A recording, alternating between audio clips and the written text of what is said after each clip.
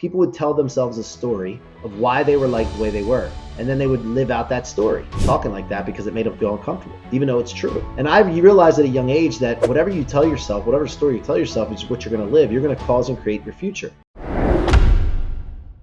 I don't remember my parents ever together, and I did the every other weekend thing with my dad and all that, and it was normal to me. You know, my mom and I were together until I was about 5. My sister was born, and we moved around, lived in little tiny apartments. You know, I went to the daycare and all that stuff. But one thing growing up, I noticed as I was growing up, there was a lot of brokenness around me. My grandmother, my uncles, my dad and his wife, and my mom had her issues, and there's just a lot of brokenness, anxiety, depression, fighting, a lot of violence, like just not calmness, right? But one thing I noticed, I was the type of kid that would always try to get on the right side of people. Even though they might be fighting with someone else, I always try to smooth it over and be on a good side with it. And some people I just couldn't figure out. But I noticed something over and over again is that people would tell themselves a story of why they were like the way they were. And then they would live out that story. And I used to not be afraid to call them out on their BS. Even at a young age, like 8 years old, 9 years old, I would tell them like, hey, that's only true because you're saying it's true, and that's why you're getting these results. And they would get mad sometimes, or they would resent me or just brush me off. And I also noticed that they sometimes, when they resented me, they wouldn't want to be around me when I'm